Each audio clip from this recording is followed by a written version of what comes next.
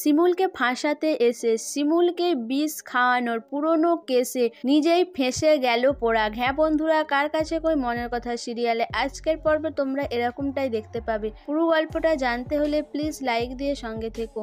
আমরা দেখতে পাই দ্বিতীয় দিনে আরাধনা পরাগের কাকিমাকে কাঠগোড়ায় ডেকে নেয়। তিনিকে জিজ্ঞাসা করে যে শিমুলকে সে কিভাবে চিনে, শিমুল তার কে হয়। তখনই পরাগের কাকিমা জানায় যে শিমুল তার ভাসুরের ছেলের বউ, আর সেই সম্পর্কে তার বৌমা হয়।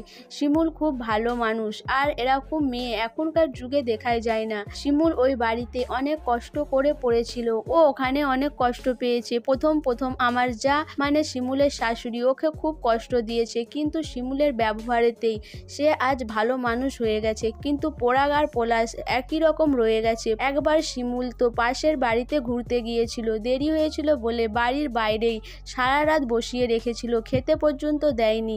মেয়েটা অনেক টর্চার হয়েছে ওই বাড়িতে, কিন্তু তার সত্ত্বেও সে ওই বাড়ি ছেড়ে কোথাও যায়নি। এমনকি শিমুলের সাথে পরাগের ডিভোর্স হয়ে যাওয়ার পরেও শিমুল ওই বাড়িতেই রয়ে গেছে, শুধুমাত্র ওর শাশুড়ি আর ননদের কথা শুনে। ওর ননদ একজন প্রতিবন্ধী মেয়ে, তাকে ভালোবাসে শিমুল। আর বয়স্ক শাশুড়ি, এই দুজনকে ছেড়ে শিমুল নিজের ভবিষ্যতের কোথাও ভাবেনি। ওর কোথাও যাওয়ার জায়গা ছিল না এরকম নয়, ওর বন্ধুরা ওকে নিয়ে যেতে চেয়েছিল, ওর অনেক সুযোগ ছিল, কিন্তু শিমুল তবুও ওই বাড়ি ছেড়ে যায়নি।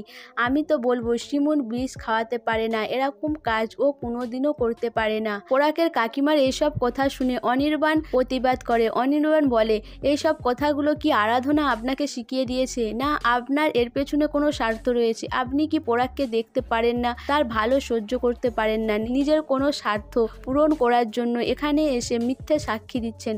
তখনই আরাধনা বলে, আপনি কিন্তু আমার সাক্ষীকে অপমান করছেন, আমাকেও অপমান করছেন। আপনার কিন্তু কোনো অধিকার নেই আমাকে আর আমার সাক্ষীকে অপমান করার। তখন জজ সাহেব বলে, হ্যাঁ ঠিকই বলেছেন, আপনি এখন বসুন, আপনার যখন প্রশ্ন করার হবে আপনি করবেন, এইভাবে কাকেও আপনি অপমান করতে পারেন না। এরপরেই আরাধনা আবার পরাগের কাকিমাকে জিজ্ঞাসা করে, তাহলে আপনি বলুন শিমুল কি বিষটা খাইয়েছে? তখনই পরাগের কাকিমা বলে যে না, শিমুল বিষ খাওয়াতে পারে না, উল্টে পরাগ আর এই শিমুলকে বিষ খাইয়েছিল। শিমুল প্রাণে বাঁচত না, ওকে হাসপাতালে ভর্তি করতে হয়েছিল, সেই কারণে প্রাণে বেঁচে গেছে। কিন্তু শিমুল ওদের নামে কোনো কেস করেনি। শিমুল ওদের কাছ থেকে টাকা নিয়েছিল, এককালীন 5 লাখ টাকা। তারপরে পরাগের স্যালারির হাফ টাকা নিত, কিন্তু সে নিজের জন্য নেয়নি, সে তার শাশুড়ি আর ওই ননদের জন্যই নিত। তাদের অ্যাকাউন্টে ওই টাকা সব জমা করে দিয়েছে। আপনি চাইলেন মহামান্য আদালত দেখতে পারেন, শিমুল চাইলে ওই টাকা নিতে পারত, কিন্তু ও এরকমই মেয়ে,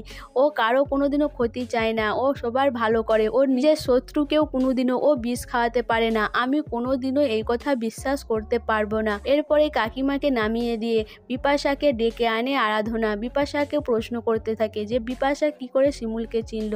তখন বিপাশা জানায় যে শিমুলের বিয়ের পর থেকেই তারা বন্ধু, একসাথে ওরা একটা গ্রুপ করেছে, সেখানে ওরা অনুষ্ঠান করে নানা জায়গায়। তারপরে আরাধনা বলে যে শিমুলকে বিষ খাইয়েছিল, এই কথাটা কি সত্যি? আপনি কি কিছু জানেন? তখন বিপাশা জানায় যে হ্যাঁ, আমরা পুজোর দিনকার যখন বিজয়া করে এসে সবাই নাচ গান করছিলাম, তখনই পরাগ, পলাশ আর প্রতীক্ষা ওরা 3 জনে সর্বদিনে আমাদের সবাইকে দিয়েছিল, কিন্তু আমাদের কারো কিছু হয়নি।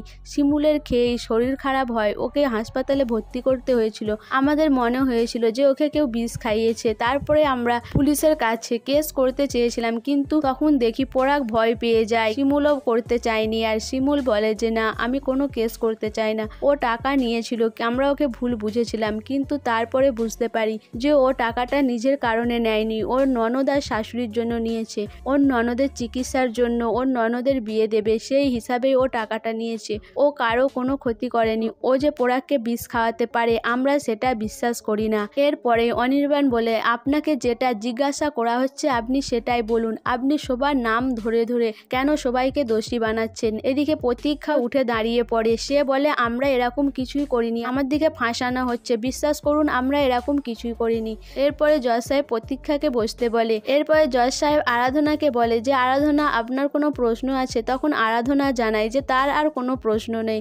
তখন জজ সাহেব বলে, আজকের মতো কেস মুলতবি রইল, আবার কালকে 12টা থেকে কেস শুরু হবে। সো বন্ধুরা, শিমুলকে ফাঁসাতে গিয়ে পরাগেরই তো আসল সত্যিটা বেরিয়ে আসলো। এবার কি পরাগ, পলাশ আর প্রতীক্ষা এরাই কি শাস্তি পাবে? তোমাদের কি মনে হয়? অবশ্যই আমাকে কমেন্ট করে জানাবে। আর আমার ভিডিওটা ভালো লাগলে প্লিজ সাবস্ক্রাইব করে দিও, আর লাইক, কমেন্ট, শেয়ার করো।